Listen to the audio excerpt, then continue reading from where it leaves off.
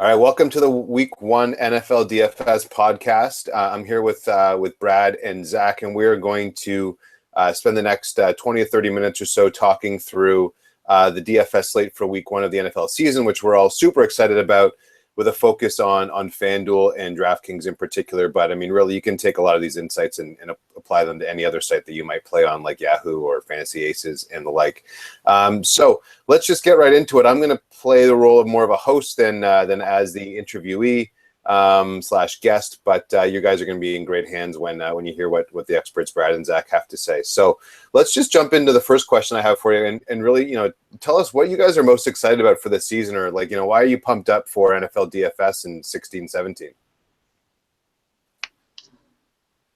Well, for me, it's my favorite sport to play in the DFS world. I know a lot of people do have an affinity towards NBA, but for me, my favorite to play is NFL. It's my favorite sport to watch, and I just get a lot of enjoyment about watching games, seeing my scores roll in on both FanDuel and DraftKings, and I'm just looking forward to another season now that it's upon us, and can't wait for Thursday night for everything to kick off. What I'm excited for is the stability. If anybody plays MLB DFS, the variance is there. I like NFL because it is more stability. Minus the injury, it's easier to predict. And I like how it's only 1 week. It's only one set of games once a week, so I have more time to prepare my lineups. I'm somebody who will spend the whole week just crafting my lineup. So I love how I get that extra time to craft my lineups instead of the 10-hour period I get for MLB or NBA or NHL. I mean, I'm not sure what you're talking about, Zach, but you can pretty much set your clock to when Mike Trout's going to hit a home run, as far as I'm concerned. I mean, it's pretty easy to predict, right? I mean, get me wrong, but no, I'm just kidding. It is definitely a lot easier to kind of to prepare for, and you get that time, which is nice. And you've got kind of 16 or 17 weeks plus playoffs to work with, so it's a good volume as well.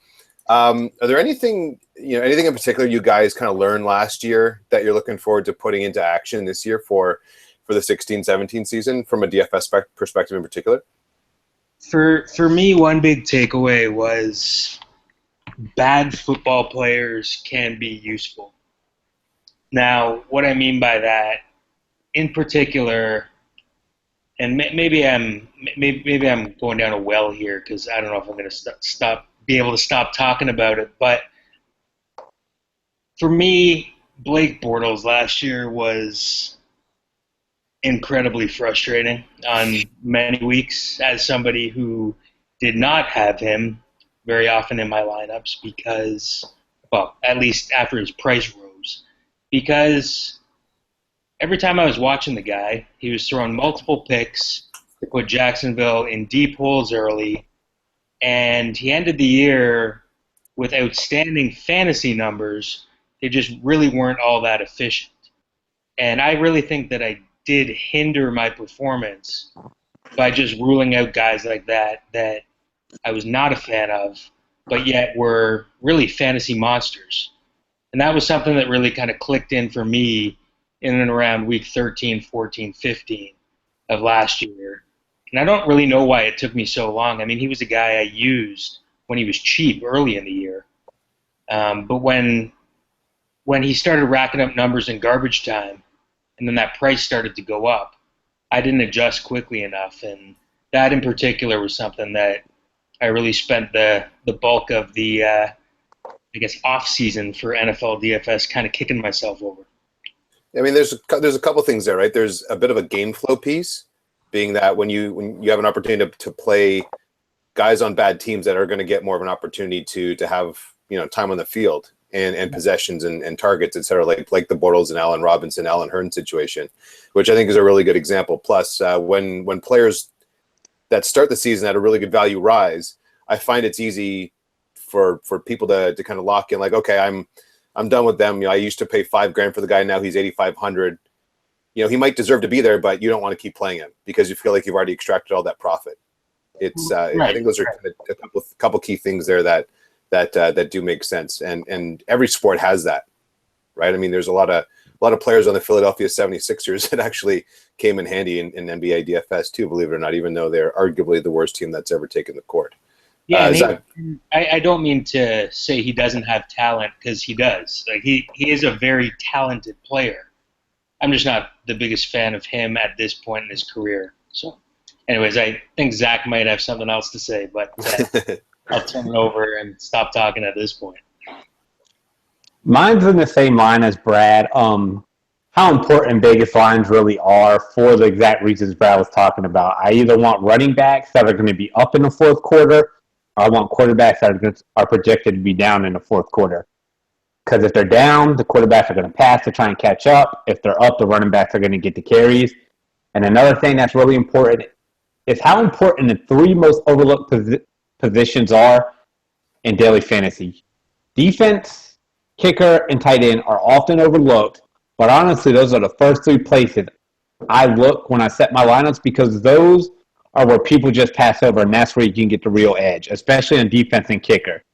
Just don't go willy-nilly and pick anybody. Actually do some research, put them in your lineups first, and build your lineups around them, and you'll have more success, in my opinion. Yeah, that's a great point, and I think we're all excited to know that we're actually going to be having some great coverage on all of those points on our site this year. So that's pretty exciting as well. One thing for me was, just a bit of a strategic context, and I posted something online about this yesterday around, just DraftKings in particular not being afraid to double up on tight ends for GPPs. If you haven't had a chance to read it, I suggest you go take a look. I think it's an interesting perspective. It's not words to live by or live and die by any means, but it's an interesting strategic thought in terms of value and exploiting ownership percentages. So I won't go too much into it now, because I know we definitely want to keep this tight to about 20 or 30 minutes, but definitely give it a read.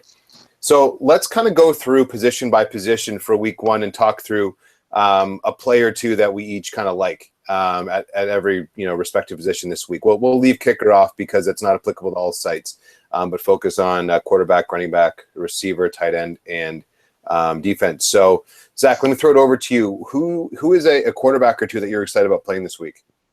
I'm going to give a name that not many people are on. Of course, everybody's going to look at Dak, at Prescott at bare minimum. I can't argue with using him or Drew Brees. But the person I'm really looking at is Tyrod Taylor.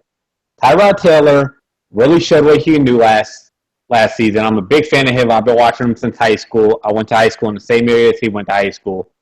So I've known about him for years. He really showed what he can do. He gets a great matchup against the Ravens. Sammy Watkins is fully healthy.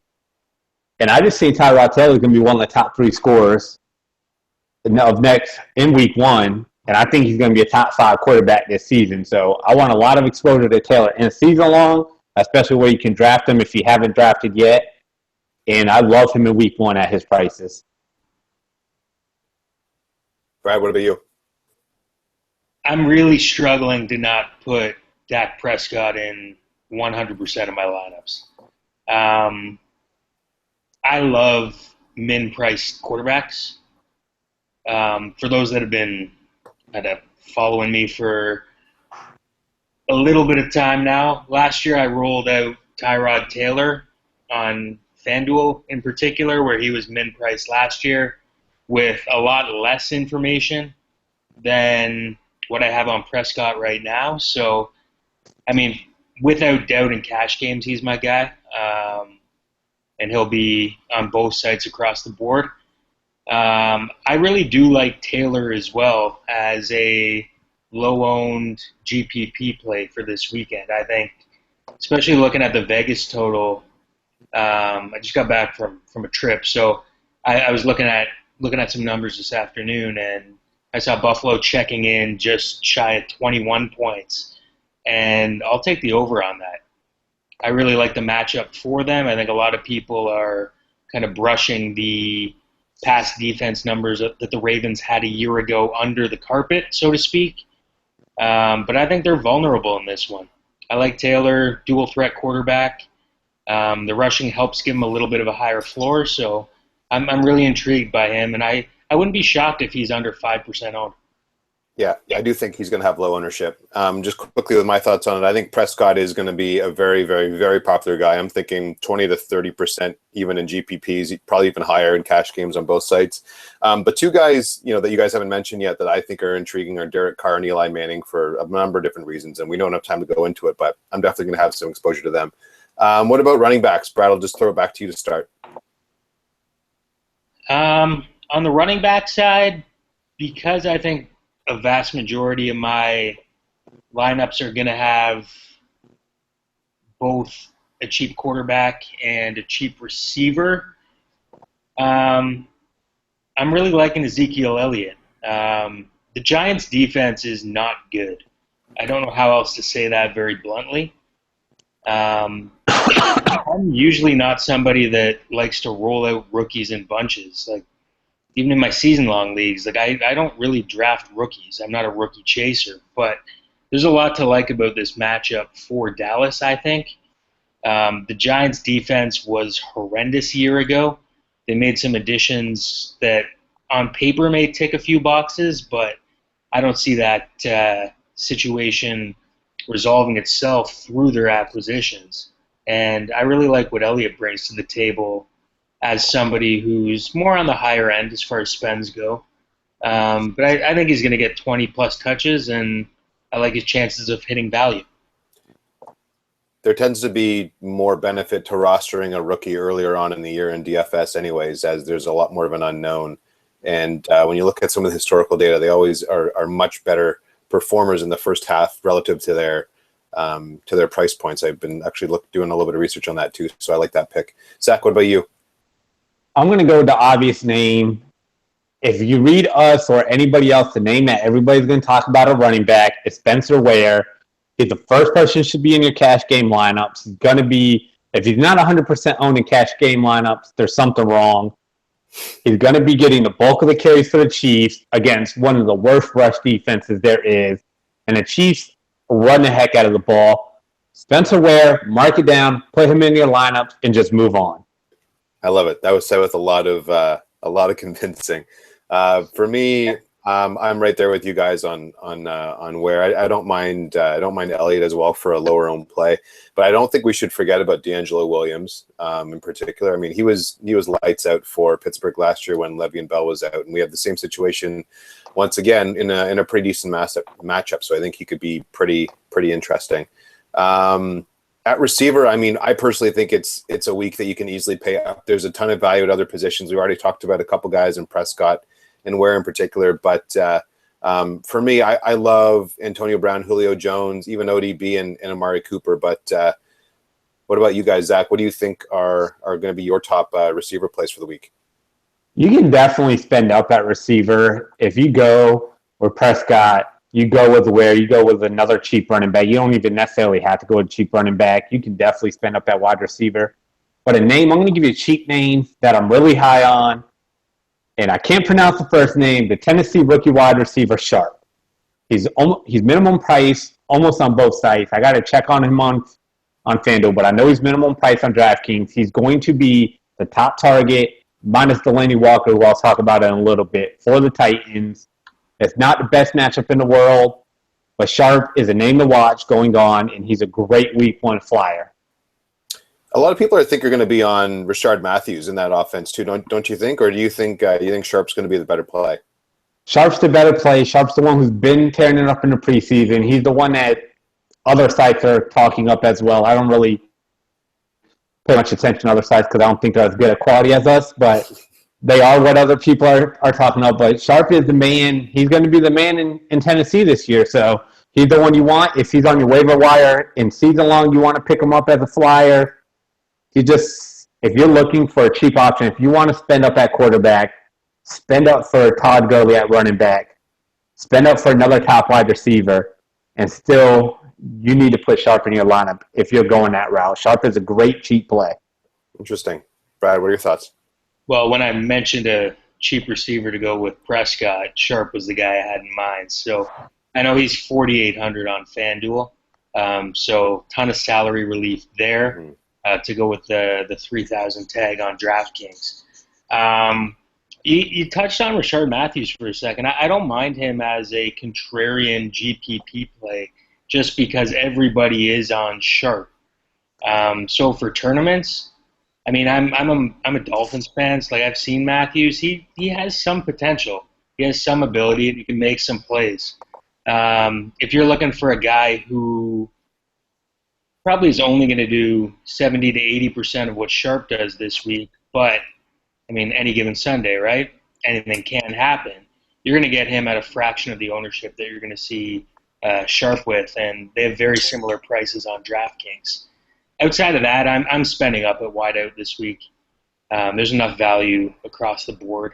So the guys you mentioned, Jared, those three are all on my radar. So obviously, if you want to get different in tournaments, by all means, you could look at Sammy Watkins against Baltimore. Mike Evans potentially. Who knows with him? He can go off any given week. Mm-hmm. He can catch the ball. And he's a target whore too, which you always like to target. Exactly. So other than the big three, those are kind of the guys I'm looking at this week. Yeah, and I think there's no reason not to spend up for at least two of them, frankly, with the other value available. Throw it back to you, Brad, at tight end. Who do you like? At tight end, there's a couple different ways that you can go. I really like Jared Cook as more of a GPP play. Moving into that offense in Green Bay, I expect him to be a pretty key piece for Aaron Rodgers. And isn't he under 3,000 on DraftKings? Like he's super cheap. He's 2,900. Yeah, he's dirt cheap. That's great value. So I kind of covered a couple of the reasons why I like him in that offense. And I expect them to move the ball at will against Jacksonville. But that said, with all the value that is out there, I'm going to have a hard time not using Jordan Reed. He's somebody, and I ignored Washington a little too much last year, including Reed for a few weeks. I was kind of stuck on the Gronkowski train, probably a little too long last year. But I really like the matchup for Reed as well, going up against Pittsburgh. I would not be surprised at all if he ends up being the top scoring tight end this year. As long as he can stay in the field. Yeah. Zach, what are your thoughts? Are you going with Delanie Walker? You alluded to him just a couple minutes ago. I mean, I love Jordan Reed. I love Cook. But Delanie Walker, to me, he's the tight end you want. I think he's the tight end to own this season. I mean, if you can't get Reed, especially in season long, if you can't get Reed in one of the top, because Reed's going in the third, fourth round, while Walker's going in the sixth, seventh, eighth round, Walker's the person you want. I think Walker is going to be one of the top two tight ends. He had a great season last year.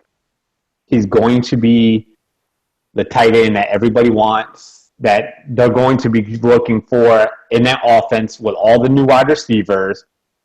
He's going to be the safety blanket. I love Walker. He's more of a DraftKings play for me, though, because he is very expensive on FanDuel. He's the fourth most expensive tight end. But on DraftKings, he is a steal at $4,500. You got a number of players that are above him in price range. So I love Walker on DraftKings. On FanDuel, I'm probably going Jordan Reed. But I want to give you another name that I really like, and he's more of a FanDuel play than DraftKings. And that's going to be the rookie Jesse James from Pittsburgh going against Washington. He's going to be starting with Virgil Green out. He's a good deep flyer for me if you're looking for just an option in GPPs. Yeah, no, I'm there with you. I'm surprised neither of you guys mentioned Coby Fleener in what should be a shootout game with Oakland and the Saints. I kind of like him. I think he'll be pretty decently owned in GPPs. He's got lots of upside as the potentially number one target, or arguably number one target for Drew Brees. But it remains to be seen what he'll do. And then Travis Kelce, for me, is another guy you guys haven't mentioned. I think is always a decent play week in, week out, just because he has such a strong share of targets for coming from Alex Smith too. Defense-wise, I mean, personally, I'll just jump in here and say I think Carolina is a fine play on Thursday. I have no idea what to expect out of Denver, and it wouldn't surprise me if they're quite productive once again. And on Sunday, and Zach, I believe you already alluded to this in our starting five, but Tennessee, I think, is an interesting cheap turnover, potential defense at really, really cheap on both sides against Minnesota without Bridgewater. So, Zach, what are your thoughts on defenses? Who are you targeting? Yeah, I'm actually locking in the Titans this week. I had them locked in, and then the Vikings traded for Sam Bradford, so it gave me a little pause. But the Vikings did say that Sean Hill is going to be their starter for Week 1. That gives me all the confidence I need for the Titans. They're only 100 oversight minimum on both sides. Sean Hill is not a good quarterback. The Titans improved a lot on the defensive side in the offseason. Of course, we don't really know how they're going to perform, but they weren't a bad defense last year.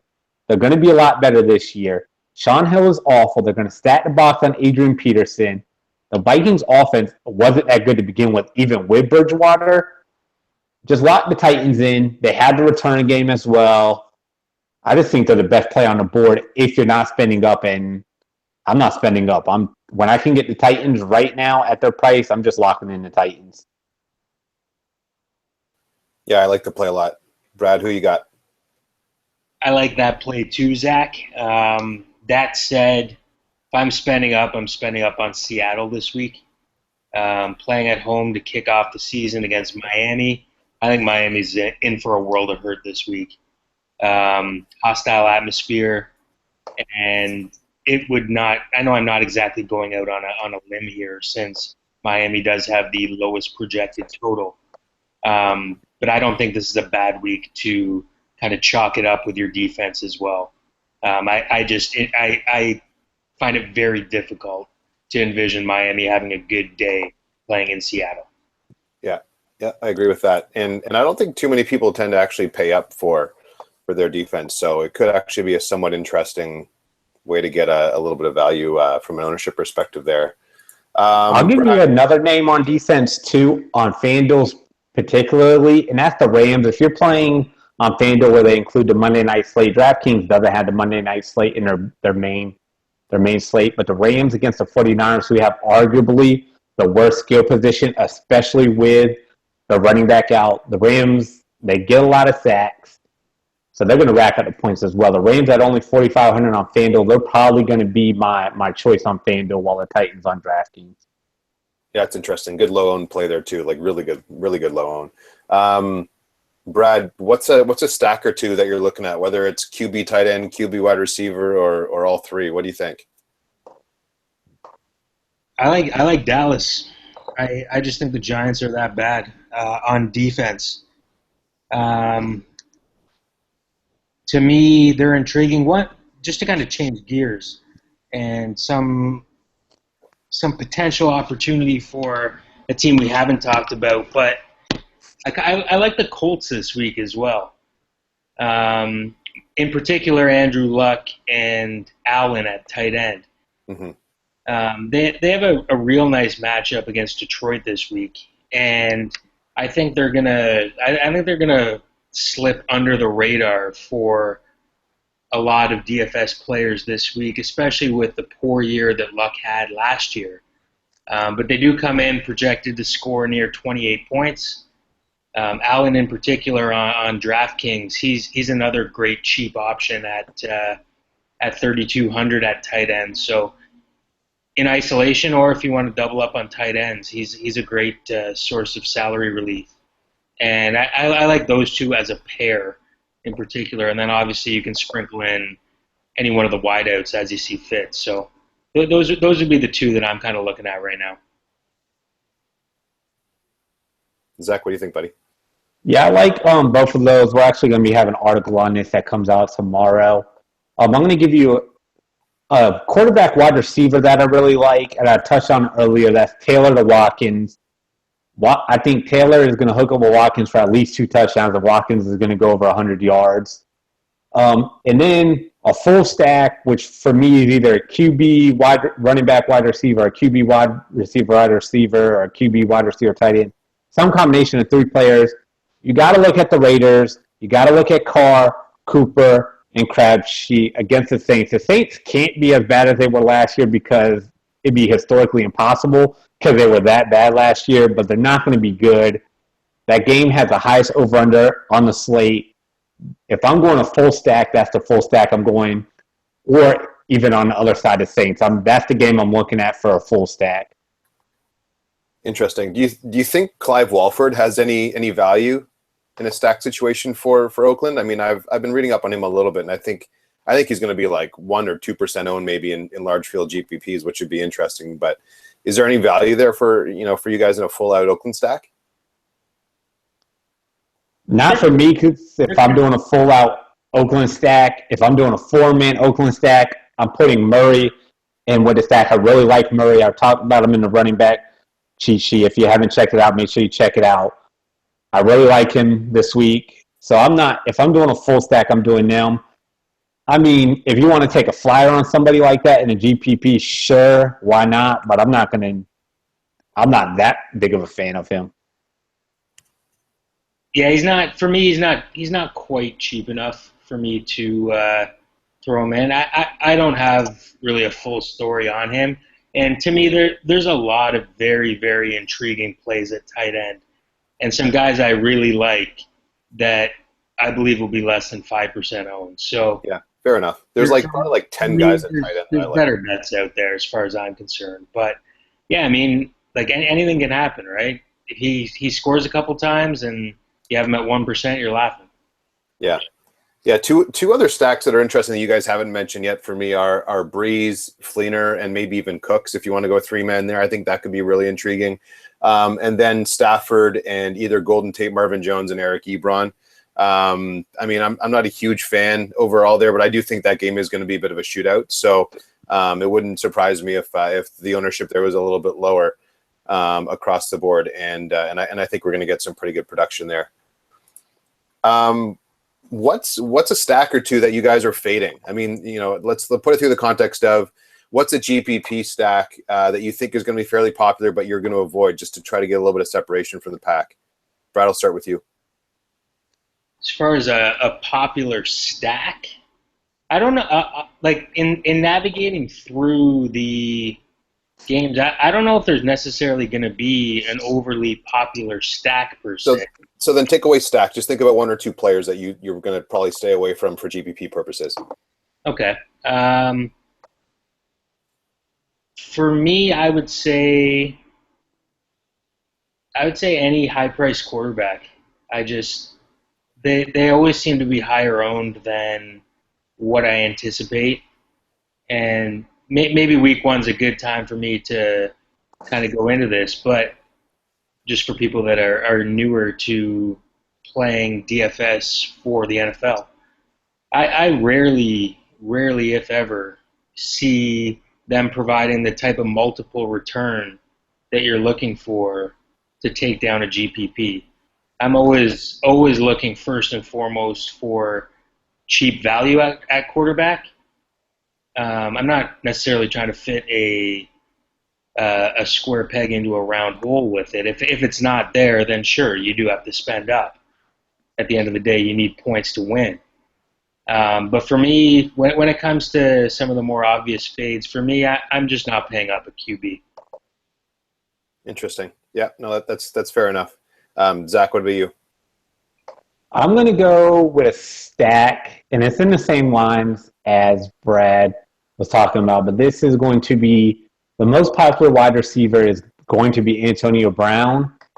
And in GPPs, I'm fading the Big Ben Antonio Brown combination. And the reason why is I'm not a huge fan of home away splits, but I can't ignore Big Ben's road splits the last 2 seasons. He has been awful on the road for the last 2 seasons. And then you got to look at the Redskins. That defense is going to be a lot better than it was last year. They got Norman now. D'Angelo Hall's healthy. The rest of the secondary is healthy.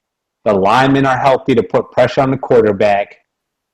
I think fading Brown is going to be a smart move in GPPs. In cash games, I don't think it's a great move because he is the best wide receiver in the NFL. I'm not even going to try and argue with that anybody. He's the most consistent player. You can make cases for anybody else, but Antonio Brown, to me, is the best all-around wide receiver. But in GPPs, fade Brown, fade Big Ben, and you're going to get a jump on a competition if the game goes like I think it's going to go, where Washington actually shuts down Pittsburgh. I don't think Pittsburgh scores as many points as people think they will. Interesting. Contrary to that, who are you guys building as your your cash games around? I mean, Brad, Zach, actually, you just mentioned, a few guys so far with Spencer Ware and Antonio Brown that you think are going to be strong cash game plays. Do you have any other kind of staples that you plan on rolling out there that you haven't mentioned yet, or even if you have, like, who are they? If you're playing on a slate that has a Monday night, I think Todd Gurley needs to be in your lineups. The 49ers have one of the worst defenses in the NFL. The Rams are going to run him to death. I think Todd Gurley, I'm not normally a fan of spending up at running back because you can get normally the same production at a cheaper price. But I think spending up for Gurley is a smart move. And another play I like at wide receiver, you've kind of touched on it, but I will love Brandon Cooks at wide receiver. Mm-hmm. He's actually my number one wide receiver. I'm putting him in my lineups. For cash games? Single one. For cash games, he's going to do a lot more than he did last year. He's going to get the majority of the targets for the Saints. I love Brandon Cooks this week. He's my top wide receiver. And the price point on him is actually pretty good too, especially when you compare him to some of the other guys at the 9K range, especially on FanDuel. So I can get behind that. Brad, what about you? Same question. Cash game staples. For me, it's going to be most of the guys I touched on. I'll have 100% exposure to Prescott in cash games. I still haven't narrowed down to which two out of the three big receivers between Antonio Brown, Julio Jones, and Odell Beckham. But I'm going to use two of them, that's for sure. At running back, big fan of Spencer Ware. He's almost a must-play, as Zach mentioned earlier, which lets you spend up at both the other running back slot and tight end. So with all the value plays out there, it's really a pretty straightforward week for me. One of the things I like about early season, and in particular early season DFS when it comes to NFL football, is all the touts aren't necessarily on the same page yet, and there's not data over the course of the entire season. So quite often the plays that you think are going to end up being the most chalky aren't necessarily as chalky with as high ownership as you think it will.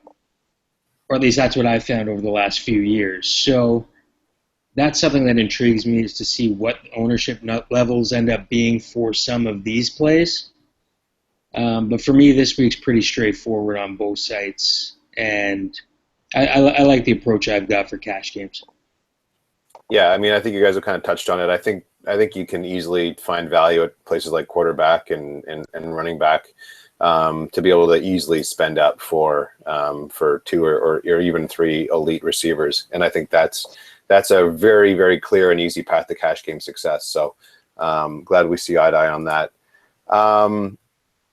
Now, do you guys have one or two kind of thoughts on who you think might actually be under-owned, but a really productive play for GPP purposes? I mean, I think a lot of the guys that we've talked about can be part of your GPP core or rotation, but is there one or two plays that you're particularly excited about that you think will be lower owned, but still be able to kind of put up some big numbers that could help you create a bit more of a unique lineup? I'm going to start with this because I'm a huge fan of Christian McCall of Seattle.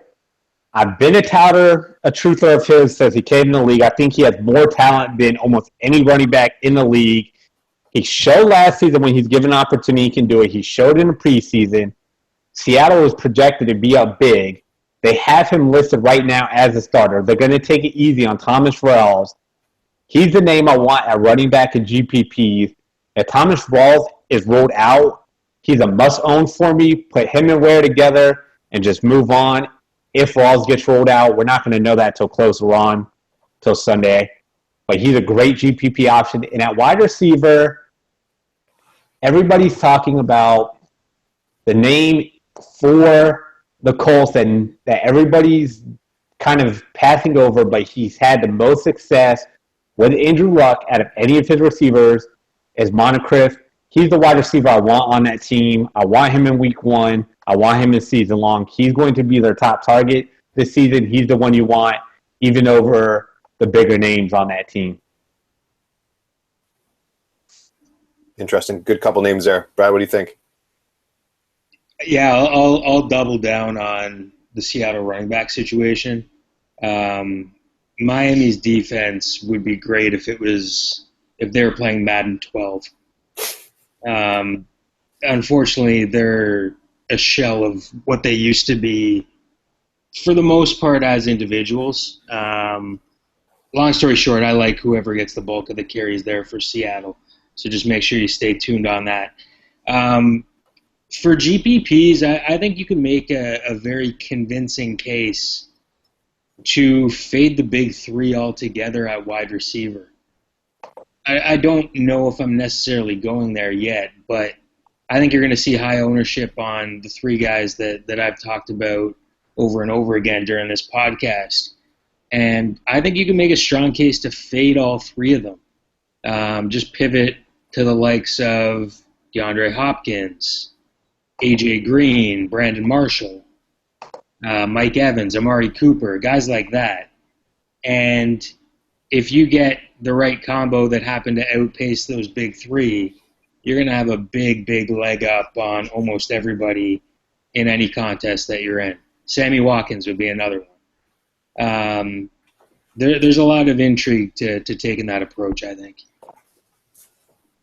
Yeah, well, I'm glad that the floor is low doing that. So yeah, for sure. But you don't really care if you're playing, especially if you're playing a multi-entry GPP situation. You're going to take some shots in the dark and hopes that the chalk doesn't hit and you win. That's kind of the name of the game. I'm glad that you mentioned that so that I don't have to go through and explain the same thought process, because that's where my head was at too. One other name that I would add in there I actually think is an intriguing pivot is Allen Robinson. For Jacksonville. I mean, they're projected to definitely have to come from behind anyways against Green Bay, especially if Green Bay gets out in the early lead. And you talked earlier about Blake Bortles and how useful he's been. So why not go with his number one target? I think there are a couple other interesting names. A guy that's totally a dart throw for me is Isaiah Crowell. His price is actually somewhat intriguing. I think that they're going to feed him the rock, 15 to 20 times actually, and there's always a chance he can score. And the defensive matchup is actually not so bad. I know it's a bit of a stretch there, but I don't mind him. I also don't mind the combination of James White and LeGarrette Blount, particularly on DraftKings, where they're both superbly cheap. You can make an argument for them without Dion Lewis. And I don't think that enough people are actually talking about this situation, especially with Garoppolo under center for a little while. I mean, they should get plenty of targets and carries. And so I think you're going to get a really high value out of those guys. And for whatever reason, I think they're going to be underowned. There's a whole bunch of tight ends I could list off as well. But in the spirit of time, let's finish it off, because I know we've kind of gone a little bit over what we wanted to do for our timing perspective. But hey, it's week one. We're excited. We've got a lot to talk about. We'll be able to do this once again next week. But let's kind of close off and say, talk about any bold predictions. One of our favorite topics in fantasy sports in general, fantasy football in particular. Any bold predictions from you guys, whether it's for the season, for the week, anything that you kind of want to go out on a limb and state your put your name beside for week one. Brad, I'll start with you. For me, I had to say Blake Bortles will not be a top 10 fantasy quarterback this year. Ooh, that is pretty bold. That's is that because your hate? Is that your hate for him, or do you actually think that's going to be the case? I think he'll actually play better this year, but it will result in a lot of game scripts working against his fantasy stats. So I know I kind of went on my little tangent earlier about Mr. Bortles, but I actually think he will make steps as an actual NFL passer, but it's going to hurt his fantasy value at the same time. Interesting. That wasn't on my radar because I actually kind of like him. But Zach, what do you think? I'm going to give two. I'm going to give a season long, and then I'll give a week. For season long, Powell is the running back you want for the Jets, not Matt Forte. And then for this week, Terrell Pryor will be on the winning millionaire maker lineup this week. Is that because you plan on playing him? I do plan on playing him, but I just think at 3,000 against Philly, he's just going to put it together this year. I really like him in the early weeks with Josh Gordon out. I think he's going to score over 10, 15 points this week. All right, I'll let you have that. That's why it's a bold prediction. It's not necessarily supposed to make a ton of sense, so that's fine. For me, I'm going to say I think one or two of both Eli Manning and Derek Carr are going to finish at the top of the quarterback class in terms of dollar-per-dollar production this week. I think they both have great matchups. Carr is getting a little bit more public love, but Eli Manning is definitely sitting in the shadows of Prescott right now, especially from a DFS perspective. And I think that both of them are reasonably priced and have excellent potential to go off. So those are kind of my two guys that I'm watching this week, and I think they have a pretty good chance at being pretty bold with their performances. So let's wrap it up for there. So thanks everyone for tuning in. I've noticed that a few people have actually been watching this live, which we appreciate. Hope you really enjoyed. Stay tuned because we're going to do this again and again every single week, at least once throughout the rest of the NFL season. So enjoy your week one football. Best of luck in your DFS contests, and we'll see you again very, very soon.